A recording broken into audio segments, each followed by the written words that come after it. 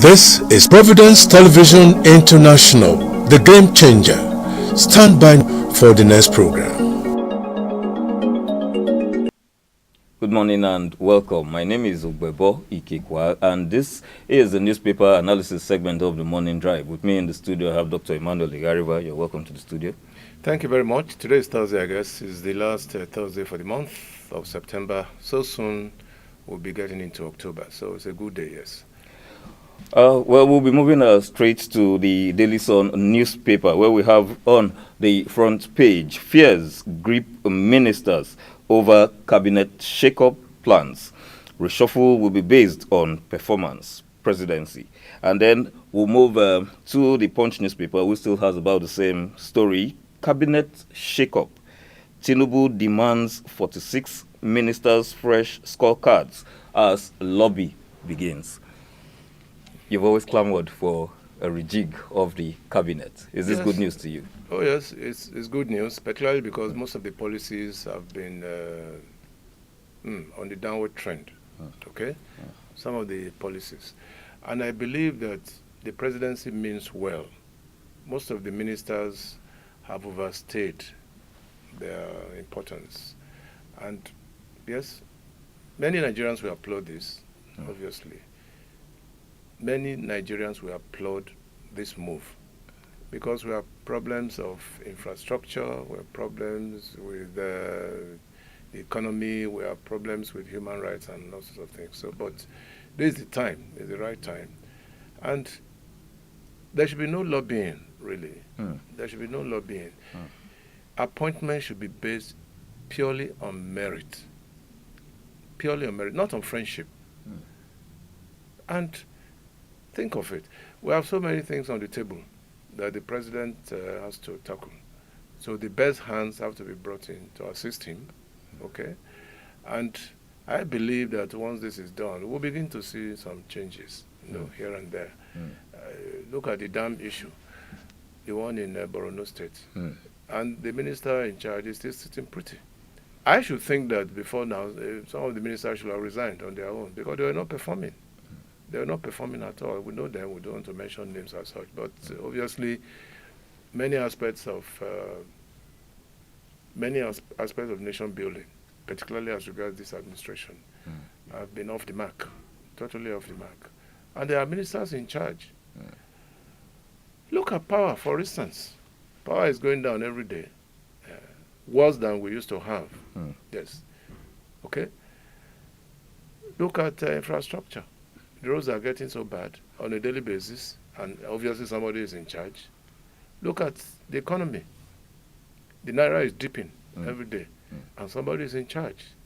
So if you look at the whole stretch, you'll find that perhaps more than half of the ministers should even go. Yes, more than half. But my take is, why do we need to have up to 46 ministers? Yes. Why? Why must we have up to 46 ministers? It's a big drain on the national purse, a very big drain. Okay. Yes. These offices should be compacted. Yes. And one minister can do a lot of things to keep him busy. Most of the ministers are not busy. You'll see them traveling all over the place, virtually doing nothing. Okay. Yes, and I'm sure that the presidency has finally agreed that there should be some element of changes. Okay. All right. I'm happy about that. All right. And that means that, yes, the presidency is listening. Yes, it's even long overdue. Okay. Yes, that's my take. All right. Would you be in support of something like what Obasanjo, the former president, did during his time when he did not care about party affiliation, but he just picked the best person for I've that often position? said that. In fact, I said it yesterday, Just yesterday I said it, that look, we don't have to look at party affiliations. I'm not talking of the Federal Capital Territory because that's another ball game altogether. But I'm talking of offices that are vital, very vital for national development and growth. Okay, we don't even need to know them as such, belonging to one party or the other. No. If I were President Tinubu, I would go into the private sector. Yes. Okay. I mentioned Okojo-Iweala yesterday. She was not a politician. Yes. And Obasanjo brought about 4 ladies like that. He brought them, and they did very, very well. That is why you find that immediately after Obasanjo left, some of these people were picked up, in international organizations because they've done very well. How many of our ministers now can be picked up for international appointments? How many of them? I mean, there are question marks. But in Obasanjo's time, a lot of them were picked up. I mean, look at the young man who is African Development Bank now, Chief Executive, Adesina. Yes. He was Minister of Agriculture. Okay, he had a first class in Agric Economics from the University of Lagos. He worked for Obasanjo as a Minister of Agriculture. And immediately that administration, they picked him. It is today in charge of African Development Bank in Cote d'Ivoire. So those are the things I'm talking about. We should be proud of our ministers, not boy oh boy kind of thing. No, we've gone beyond that, particularly for a country like Nigeria. There's a lot of catching up to do, in our national development efforts, a lot. Well, I'm still happy that the presidency has been able to cover to say that the reshuffle will be based on performance. Right, not exactly. Actually... It has to be. It has to be. Not on what in the balance, local paddy kind of thing. No, it's not that. Well, still on the front page of the Daily Sun newspapers, fresh crisis looms in public universities as ASU gives federal government 14-day ultimatum to implement demands. It brings us to this issue. All the time, ASU federal government, ASU federal government. I don't know when this problem will end. Sometimes it makes me laugh because it's always there. The problem is always there. Right from the time of Shagari. Exactly. When are we going to finish? So is it that the federal government cannot resolve these issues with ASU? Or ASU is always demanding for more, which is the issue now? Funny enough, and I'm sure you know this, most of these problems are carryovers from previous administrations. Okay. Yeah, they are, if you watch very carefully. But I know that there should be some element of trust in between. What ASU is saying is that, look, we don't trust the government to meet his own side of the bargain. That's the crux. That's the crux of the matter. That's what they are fighting against. And why don't we have work stoppages in private universities? Yes. Why don't we have work stoppages? Because the alignment is proper between the employer and the employee. But in public universities, and I want to even say this, public universities should be well funded. That's my take. I'm a product of public university. And I do know that most of them are poorly funded. For example, I mean, look at what happened in the University of Benin just recently, when the university was closed down as a result of the Nnpcl, the tariff. Yes, exactly, the tariff. The tariff. Students were going to go on rampage, and the VC just immediately closed down the university. That problem, I think, is still lingering. University should be off this tariff thing that we're talking about, because students must read anyway. They must read. They must pump water for their daily use, and it's all based on electricity. So why must the university system be a victim? But that's even outside the issue. The ASU is saying that they are owing them certain allowances down the line. And I think that the government should... but by the way, we have a Minister of Labour. When you talked about the rejecting, my mind went to the Minister of Labour. Have you heard anything coming from the Minister of Labour? No. Nothing. Nothing. The Minister of Labour should be the one to give the government a soft landing, talking on behalf of the federal government all the time. We have the Minister of Education. The university system is allied to the Federal Minister of Education. So between the Ministry of Education and the Ministry of Labour, something must happen. But look at it now. I mean, the federal government, I just hope that the federal government will not be embarrassed. Because we are going towards, that would be after October 1st, the 14-day ultimatum. Exactly. Right. But I know that something will break. Exactly. To assuage the feelings of ASU. Okay? I pray that it doesn't happen, because who would be the losers? Our children will be the losers. Children and their parents will be the losers. Where you're supposed to spend 4 years, you spend 5 years. It's a problem. Yes. I experienced it in my program in those days. Rather than spend a specific number of years, we spent 1 year extra. Exactly. Which is not good enough. And this is it's always there. The problem is always there. It recurs every time. Exactly. So you can't tell exactly. That is why I don't even blame parents now who look elsewhere. for the education of their children. Either they go into private universities, and most people cannot afford that. But there's no work stoppage in private universities. Even abroad, it's well programmed. If you're going to spend 3 years, it's going to be 3 years. Yes. If you spend 4 years, it's going to be 4 years. Nothing stops it. But here, it's very sad, yes. The Association of Nigerian Students has already made a statement to this effect. That will be in that will definitely come up during our news on the hour. You get the details as regards that. We'll move now to the front page of the Vanguard newspaper, where we have panic in 11 states as release of water from Lagdo Dam begins. States activate measures to mitigate impact of flooding, set up IDP camps. Confusion, tales of hardship as relocation order comes into effect as some communities refuse to obey. Can we see that as a death wish? Yes, why not? Why not? And I've talked about this, you know. You remember, I've talked about this. I said very soon it will go into neighboring states. Exactly. Now they're talking about 11 states. 11 states, 11 states. That's a national calamity. Yes. And a lot of things go with that. First of all, you must think of a mass movement of people. Exactly. All right. Then you must think of epidemics. Yes. Epidemics will go along with this. Then, of course, farmlands will be washed away. This same Lagdo Dam. Exactly. That we often talked about. Lagdo Dam, again. Okay?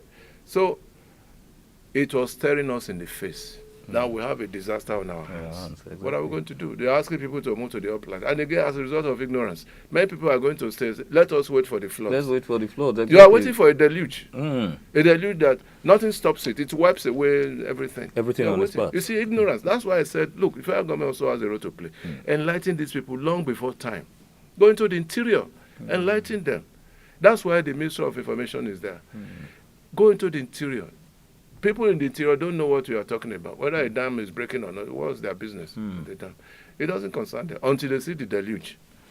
I think one of these days we're going to do we're going to have a special discourse on the role of the National Orientation Agency. From your point of view, let's deviate a little. Are they really doing enough? They are not. They are not at all. In fact, I don't even know why that organization is there. Because the impact is not felt. The impact is not. You are talking of national orientation. Big name, big title. But little effort. Yes, very little effort. And by the way, it's an arm of the Federal Ministry of Information. Exactly. It's a parastatal under the Ministry of Information. What is their impact in Edo State? If you ask me, what is their impact in Edo State? How do people connect with the National Orientation Agency? They are not, certainly their impact is not felt in the rural areas. No. So, it must trickle down. Okay. Their efforts must trickle down. Now, look at it. The dam issue is coming. There are many coastal areas in Edo State. Ilushi is one of them. Yes. Ilushi sits on the bank of the River Niger. Yes. And there's a lot of farming going on there. Remember Ilushi rice? Yes. It comes from there. Yes. Wonderful farmers in Ilushi. Once this thing comes in now, it drives away the people. Exactly. Not just the people, it washes away the farmlands. So we have two problems on our hands. You remember what happened at Medugri, where wild animals... They came to the street, they were just walking down the street. I saw it in one of these forest stations. Lions, crocs, going around, enjoying themselves with the people. So, that's it. Terrible situation. Still on the front page of the Vanguard newspapers, federal government raises NYSC members' allowance by 133% to 77,000 naira. Well, what do I say now? Well, good news on the one hand, good news, because these children, they are exposed to all kinds of inconveniences and all kinds of danger, right? And that's why many parents I know, will not allow their children to go to certain parts of the country. Yes. And I'm sure that this is to take care of that. But it's not enough, really, just to increase the allowances. Okay. What of their safety? What of their safety is not enough, even if you pay them 500,000 on a monthly basis. Their safety is more important. Many have died, unfortunately, may their souls rest in peace, for no fault of theirs. Either because they are traveling, they are held down by bandits and also people. We've lost a lot. Lost a lot. We have lost a lot through elections that are badly skewed. Okay. We're going to do badly skewed elections, and they lose their lives, these innocent children. Exactly. Okay. We're going to hop on this issue. We're going to hop on this issue in our interview segment. So we'll have quite a whole lot of time to delve on issues as regards the NYSC, safety of the cause, and let me just say we'll delve into the issue during the interview segment. No problem. Let us move over to the next newspaper, the New Telegraph, which says, Presidency, Federal Government won't intervene in Nnpcl Limited Dangote Refinery fuel pricing controversy. I wish the camera could catch your face. Yes, because it amused you. It really it did. It amuses me as well. Because if the federal government or the president says it's handing off the problem between Nnpcl, what is Nnpcl? It's not an appendage of the federal government. Exactly. And in any case, the president is the minister of petroleum in this country. Yes. As we are talking now, the president is the minister. Nobody has denied that. So when things are happening between Nnpcl and a private organization, the government should intervene, because the problem really is pricing, nothing more. Pricing. As we are talking now, who knows the real price of petroleum in this country? As we are talking now. I, for one, I don't know. Yes, most people don't know. As we are talking now. And yet, Dangote is saying, which is true, they're already lifting petroleum from that facility down in Lagos. Nobody is denying that. What is happening now is an agreement between Nnpcl and Dangote as to the right pricing. And the whole thing is so opaque. In fact, it's getting more opaque by the day. We are waiting and waiting. And we are still buying at 1,200. And the question is, has the price come down? If it has come down, what's the threshold?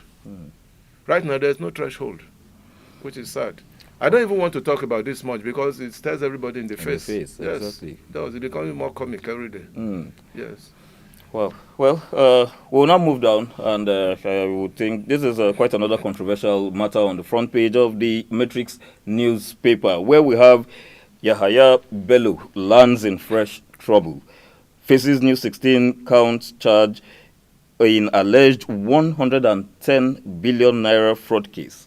Ex-governor heads to Supreme Court to prevent prosecution. And the last rider to that effect, EFCC finally admits Bello Ododo visited its car park.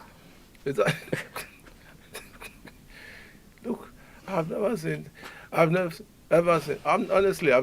kind of drama. Comic relief. It's comic relief. EFCC is now saying that the Bello came, but it was the car park. The car park.